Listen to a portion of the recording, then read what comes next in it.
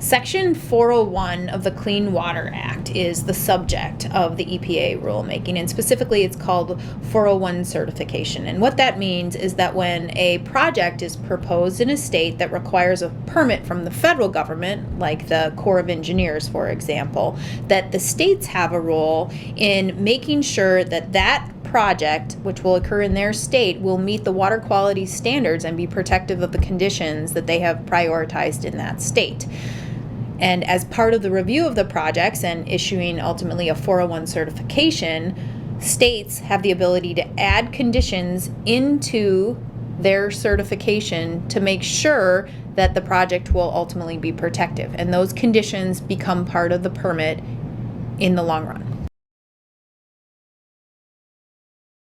It's a long-standing rule and has a lot of institutional practices and history associated with it, and states have benefited from the ability to work with the federal government in a way that provides their ability to protect water quality in their states. The Trump administration is working to effectively streamline the permitting process, and some of the provisions that are proposed would significantly undermine the state's ability to be protective of water quality within the state. So 401 certification is a critical part of projects like pipeline projects. The Enbridge pipeline, it's also a critical part of mining projects. The Polymet project or other large mining expansions would all require a 401 certification. And those projects are the projects that sometimes take more time through environmental review and permitting, and it's really important that the state and the federal government work together in those instances to have a schedule that makes sense and can be protective. Under the proposed rule, the 401 certification process would push it so that it would have to be done well in advance before all the science is available to understand what is necessary to be protective of a proposed project or as part of a proposed project.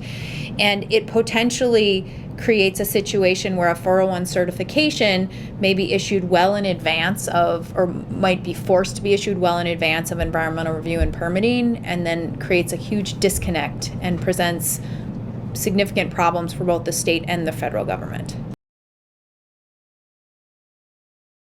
It's an intersection between Section 401 of the Clean Water Act and the other sections of the Clean Water Act that delegate authority to the states to set water quality standards, to issue permits, to come up with the conditions that are necessary to be protective of those water quality standards.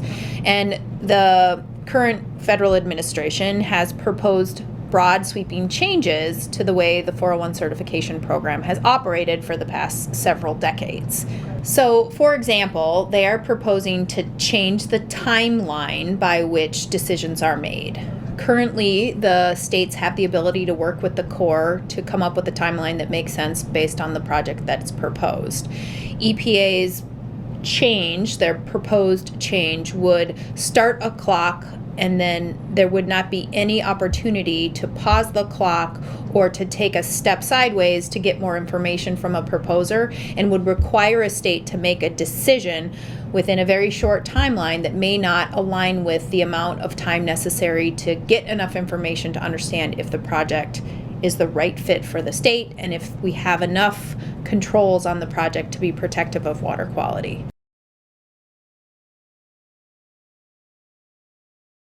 We are very concerned that the current proposed rule would undercut Minnesota's ability to protect flowing waters, lakes, and wetlands.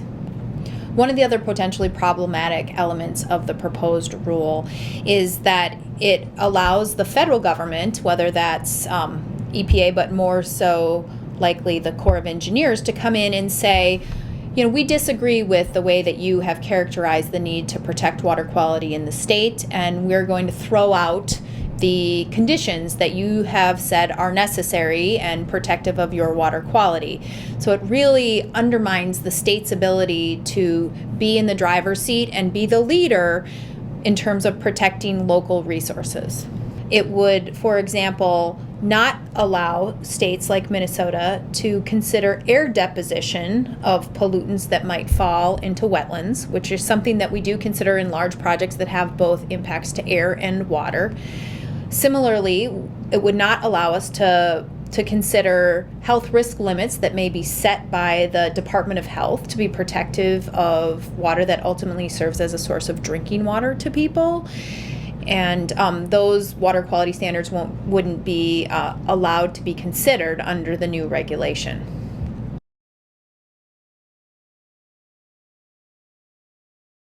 We planned to provide comments to the EPA. The MPCA has been very involved thus far, but they are on a very accelerated pace. The administrator of the EPA issued an executive order in April of 2019 saying that they intended to streamline the permitting process.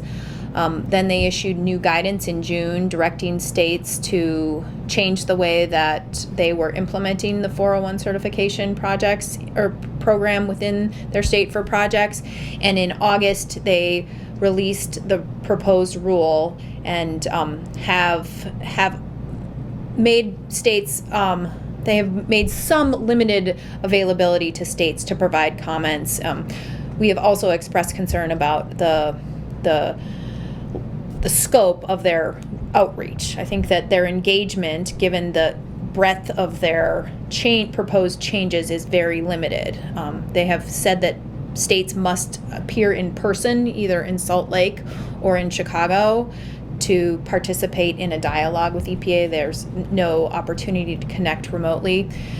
Since Minnesota has more waters than almost any other state, we have potentially the most to lose by losing the ability to put conditions that are protective of our waters into it. So we plan to comment both in person and in writing. So EPA has made limited availability for states and tribes to connect with them in person and attend listening sessions. At this point, the only public outreach they've done has been through writing, and they have said that anyone is welcome to submit comments in writing, but it's limited.